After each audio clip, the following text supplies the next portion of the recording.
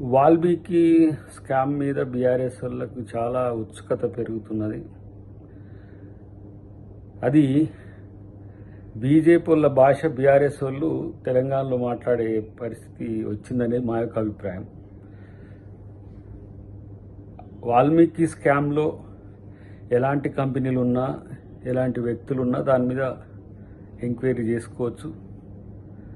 అవసరమైతే మీరు తెలంగాణలో ఉండి కూడా అక్కడ మీ కుమారస్వామి కూడా ఉన్నాడు కదా, ఎలాంటి స్కామ్ జరిగినా కూడా దానికి బాధ్యులు ఎవరైనా సరే శిక్షించమని అంటది కాంగ్రెస్ పార్టీ. తప్పితే ఇలాంటి స్కామ్లను ప్రోత్సహించేదైతే 2G స్కాము లేకపోతే కోల్ స్కామ్లో కాంగ్రెస్ పార్టీ నాయకుల నిజాయితీ నిరూపించుకోవడానికి ఏకంగా ప్రధానమంత్రి సైతం ఏ విధంగా ఆ రోజు మన్మోహన్ సింగ్ గారు స్పందించినరో, ఒక కేసులను అయితే పివి నరసింహారావు గారు ప్రధానమంత్రి హోదాలో కోర్టుకు హాజరైన పరిస్థితి కూడా గమనించవచ్చు. మీ మాదిరిగా లక్షల కోట్లు బొక్కి ఇంకా ఏమంటాం సన్నాయి నొక్కులు నొక్కుతూ నిజాయితీ పరులుగా మాట్లాడుతూ రోజు తెలంగాణ ప్రభుత్వం మీద, కాంగ్రెస్ పార్టీ మీద, రేవంత్ రెడ్డి గారి మీద ఇష్టం వచ్చినట్టు మాట్లాడట్లే. ఇలా జైల్లో ఉండాల్సిన వాళ్ళు బయట రాజకీయ నాయకులుగా, రాజనీతిజ్ఞులుగా చలామణి అవుతున్న మీరు గురువింద చందాన మీ కింద ఉన్నది చూసుకోవాలని చెప్పి మిత్రులకు నేను సూచిస్తున్నా. హరీష్ రావు చిలక పలుకులు పలుకుతూ ఇప్పుడు కూల్చే ప్రభుత్వం అని అంటే, ఎవరు కూల్చే ప్రభుత్వమో, ఎవరు నిలబెట్టే ప్రభుత్వమో, మేము ఇవాళ ఆర్టీసీలో ఫ్రీగా మహిళలకు మేము బస్ సౌకర్యం ఇస్తా అంటే వద్దంటారు, ఉద్యోగాలు ఇస్తామంటే వద్దని ధర్నాలు చేయిస్తారు, ఇలా రుణమాఫీ చేసినామంటే చేయలేదని చెప్తారు, అక్రమ కట్టడాలు కూల్చివేస్తామంటే కూల్చొద్దంటారు.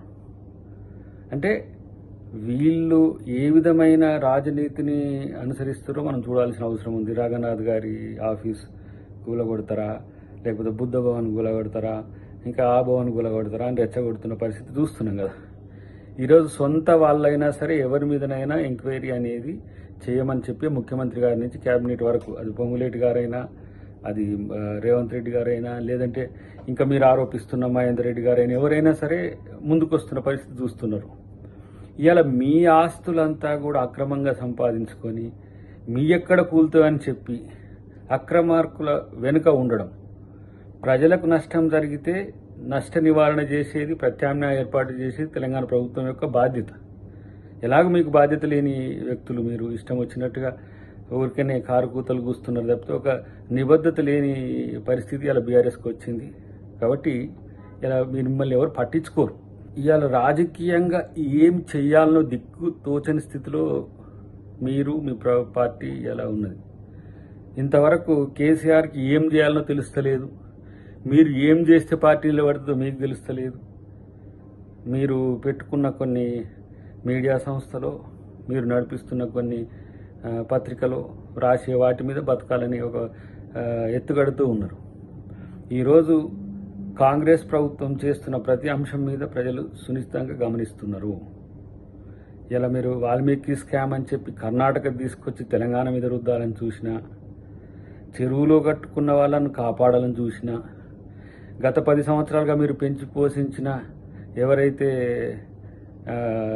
రాజకీయ బేహార్లు ఉంటారో వాళ్ళకు కేటాయించిన బినామీల పేరు మీద జరుగుతున్న వాటిని ఏమన్నా కూలుస్తారనే భయంతోనో, ఇవన్నీ కూడా మిమ్మల్ని వేధిస్తుంటాయి. సహజమే, పవర్ పోయినాక ఈ మాత్రం పరేషాన్ ఉంటుంది. కానీ ఒక సహేతుకమైన, ఒక అంచనాతో కూడిన ఎత్తుగడతో మీరు ముందుకు పోవాల్సిన అవసరం ఉంది. అది ఒకసారి పునరాలోచించుకోండి. కాబట్టి రేపు బీజేపీలో కలుస్తారో, బీజేపీతో పొత్తుతో పోతారో, అసలు మీ రాజకీయ భవిష్యత్తు మీద మీకే ఒక అంచనా లేని పరిస్థితిలో ప్రభుత్వాన్ని, ప్రజల్ని కన్ఫ్యూజ్ చేసే ప్రయత్నం చేయకండి. అందరూ స్పష్టంగా ఉన్నారనేది నేను హరీష్ రావుకు, కేటీఆర్కు వాళ్ళకు ఒక విజ్ఞప్తి చేస్తున్న ఒక హెచ్చరిక కూడా.